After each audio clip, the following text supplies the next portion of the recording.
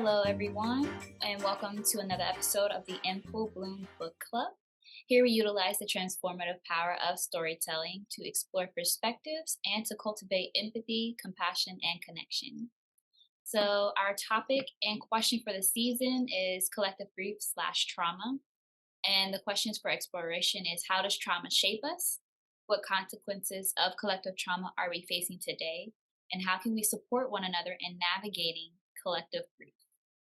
We are currently reading The Collective by Alison Gaylin. The physical and digital purchase options are in the description box below, so be sure to check that out. We are discussing our chapters 15 through 22, which is the last portion of the book. So just be prepared. There's lots of spoilers. And if you haven't already, go back and read those chapters so you can come back and join in on the discussions. And also, if you enjoy this kind of content and value what we do here, please go ahead and show your support by liking, commenting, and subscribing below. And be sure to turn on your notification bells to know when we post our next videos. All right, so we're going to go ahead and jump right back into it with our next question. Throughout the majority of the novel, Camille's rage is what drives her, more than any other emotion. She speaks about her rage and is consumed by her desire to see her daughter's murderer brought to justice. She seems to have this in common with many of the women of the collective. Our criminal justice system, as the name suggests, heavily relies on the concept of justice. Let's reflect on this concept and share our thoughts on its role in serving victims of crime. I wrote down that the kind of personification of justice, or how the symbol for justice is like the blindfolded woman who holds the scales and the sword. Um, and so to me, that kind of suggests that in our concept, or at least the American concept of justice, and the one that underlies the justice system, is kind of this idea of objectivity, and of equality, and this kind of sense of balance. I wanted to emphasize that because I thought those were just important things to note when we talk about what justice means to like a lot of Americans in terms of the role that that plays in serving the victims of certain crimes. I don't know. My question would be like, what does it recover that the individual lost, or does it recover anything that the individual lost? So whether that be like, if we're talking about the victims of like a violent crime, does it reestablish a sense of safety? I mean, if the person's in prison, sure, but like whatever trauma they experience, does it do anything to address that? If someone's family member was killed during a crime, it doesn't, bring that person back. Like, what does it recover? Or in what way does the person feel? Like, why does that mean anything or something to us? Some of the possibilities I noted was kind of like an existential desire. So kind of this offering of hope and of control. Maybe it offers kind of this feeling that overall the world is a place where people who have wronged other people are being dealt with in some way. So our justice system is meant to kind of reflect kind of this existential understanding of like the powers that be. You know what I mean? The higher powers have kind of our best interest involved. And so I'm wondering if it's kind of a relation to that. We want to believe that that is how the natural world works. Or maybe the opposite. Like, we recognize that that's not how the natural world works. And so establishing that control is essential to us. So, like, when I reflect on the role that, like, the justice system serves in, like, aiding, like, victims of a crime, the role that it currently serves, I feel like personally, is kind of like deterring, like, if you're the victim of a crime, like, depending on if it was like, it resulted in death or just like great bodily harm, it's natural to have feelings of anger or like rage, like we saw with Camille. And I think that the role is to quell some of the desires to take matters into your own hands. And so I think you kind of mentioned something about like religion and kind of like, do we think that it kind of reflects, like lines up closely one to one with religion? And I would agree that it does. Like, kind of like when I think about Christianity, for example, because I'm not really knowledgeable about other religions, there's like this idea of um like just accept what you get in this life, because in the next life it'll be better, kind of thing. So similarly in like the justice system, it's like, oh, they may have attacked your whoever you know, but it'll be dealt with in court. So just stay calm or something like that. Like, I don't know if it necessarily addresses what, like in the case of a murder, I don't know if it necessarily addresses what would help the most. Like, someone kills your cousin and then they get to spend the rest of their life in jail, but I don't feel like our justice system necessarily is focused on helping the loved ones of the victim, like seeing what they need. In a weird way, the focus is on the perpetrator of the crime. Like, well, what are we going to do with you, and for how long, and where are you going to go? And it seems like the victims of, or the loved ones of the victim kind of get left to just like, well, the justice system is handling it. And I don't know that it necessarily is justice for the loved ones left behind so much as it is dealing with the perpetrator. So those are just some of my thoughts. I think that's really interesting, Elena, that you pointed out that. So my perspective was almost as if it was an extension of our natural desire to seek control in this situation. And from your perspective, and correct me if I understood you wrong, but from your perspective, it may be kind of used as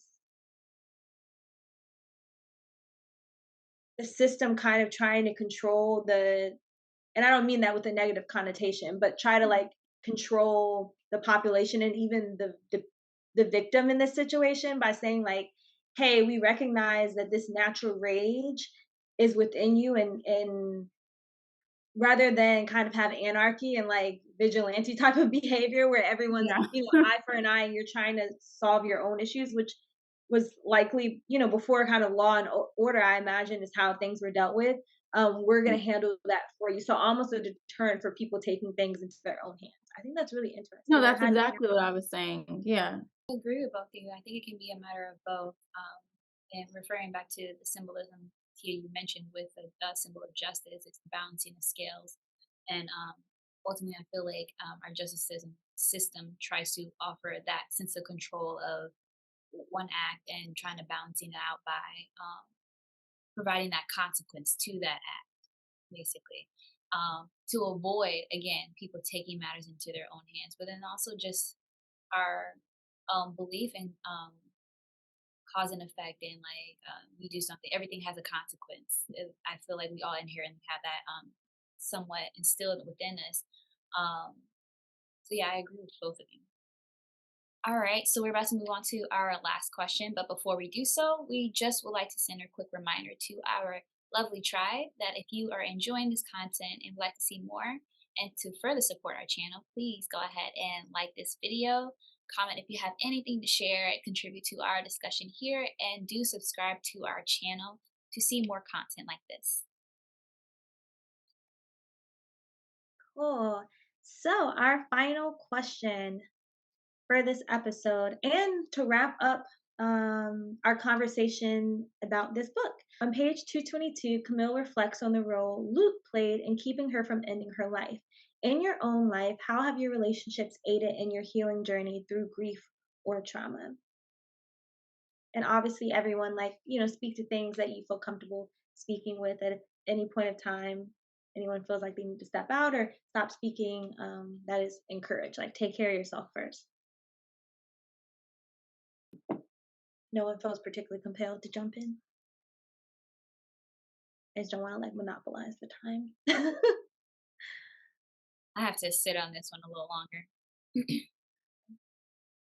I'll go ahead and start. I'll try to make it brief.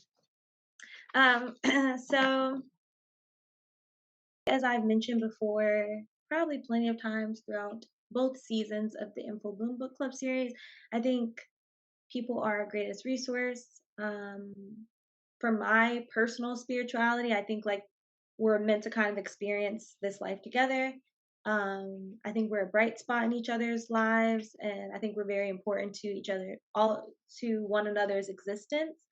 Um, I think if I'm being honest, I take for granted very often how much people have played a role in my wellness and helping me through my most difficult times. Even when I think like there were some times where I like heavily relied on other people. I mean, um, yeah, on other people to help me. Even sometimes I don't even think people knew that they were assisting me in healing through certain things, but I heavily relied on people. I mean, I've had people who have paid for therapy sessions for me. A really good friend of mine, I have people who, even if it was just like checking in, I mean, Asia, we've uh, lived together for a while now, and there have been times where I've been like locked up in my room, and if I didn't have people kind of like checking in on me and being like, hey, are you okay, like what do you need, at least if I didn't have kind of the accountability of another person living with me, I don't know that I would have made the effort to um work through my issues or work on myself or get out of that hole, so to speak. And sometimes people can just be an inspiration in the way that they live their life. So, like in my own life, how have relationships aided in my healing journey? Um,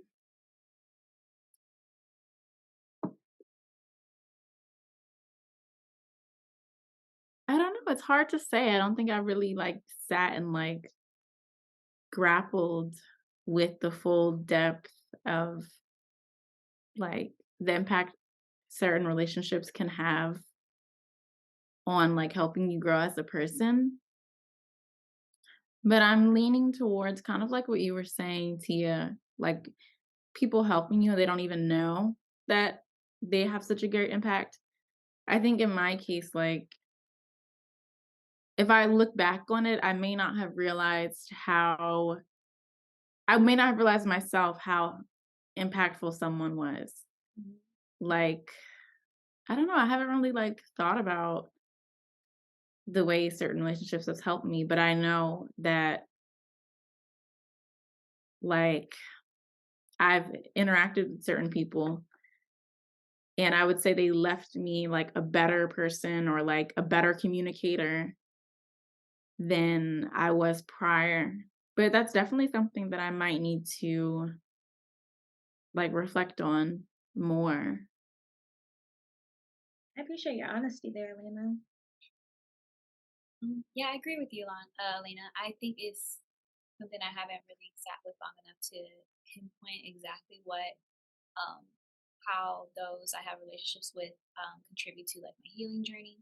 But I'll say I think it's maybe not like anything specific. I think it's beyond just like being there and listening to me like talk about everything that I'm going through. It's just being it's just existing, just going through life and me being able to commune with you and just be with you and just experience life, because for me, I deeply believe that healing, it takes time and it's not like a series of steps. It's just over time, overdoing and living and existing, you heal, you know.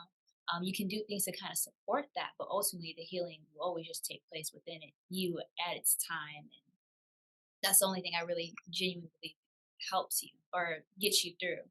So I think ultimately, if it weren't for just me being able to communicate and be around people, then I definitely could see how I couldn't have gotten through a lot of the things that I went through, but it wasn't, again, because of anything specific someone said, or if they showed up during a certain moment or anything. It was just that I have people that I care about and that care about me, and we spend time together and we live life and we just share in moments together. And those are the things that fuel me and make me feel more of myself. And that's the things that keep me moving forward, day to day throughout, and processing my grief and stuff. So It's such a like grounding effect that I feel like being around other people um, provides. And I think I once heard someone say, um, depression is in part thinking about yourself too much. And I want to be clear that I don't feel like it's that simple. And I think in my personal understanding and throughout the scientific community, there are like chemical um, imbalances going on. There's like neurological things happening. But as far as like obviously those neurological things contribute to patterns of, or in my belief, they contribute patterns of thoughts and behaviors and stuff like that, and bring up certain emotions. And I think one of the things it brings up is like a hyper focus on one's experience. And I think getting outside of your own experience of the world can be very helpful. I know for me also, there's this kind of like strange, I get into a space of like not feeling like connected, feel like I'm floating in this world, like my choices don't matter, like my um it can get, I don't know how to explain it. And I think I've used the word like depersonalization and derealization before, and I don't think that would be either of those terms would be accurate. And so I don't want to use, because that those can get kind of like extreme in our specific symptoms. So I don't want to like misrepresent my situation. But to a certain extent, I think it's kind of a sense of those two things. And being around people can really help me feel like I exist in this world and I contribute in some way to other people. I also want to say one really quick thing because I think it's important. I'm so sorry, y'all. I just wanted to say, like, I'm really about like giving people their flowers, and I think there's just too many days that go by that um, I'm not telling people how meaningful they are, and it can be easy to again feel like you're not having an impact on other people. So I want to take this moment to give my business partner and my sister her flowers, and saying that I think for both of us, and obviously we'll cut this out if I'm telling too much of Asia's business as well, but both of us, this year has been really this year meaning we're in 2023 now, but 2022 was very transformative for the both of us. And we both ended relationships at the end of um 2021.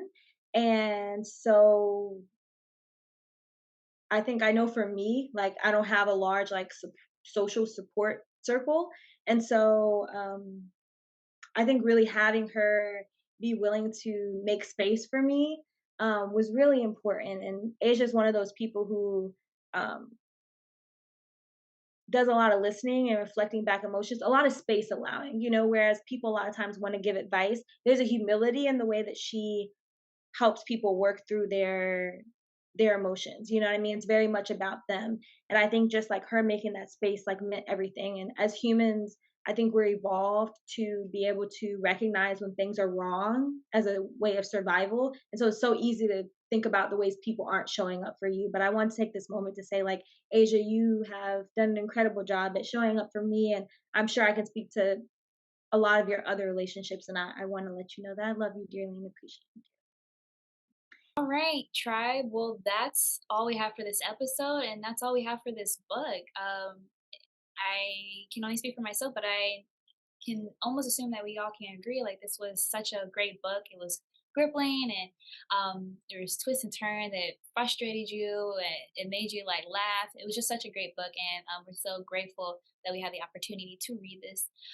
Thank you. All right, we're sending some thank yous and flowers to Alison Gaylin for this beautiful Mhm. book. We look forward to, seeing and reading more stuff by you if we come up on it and everything.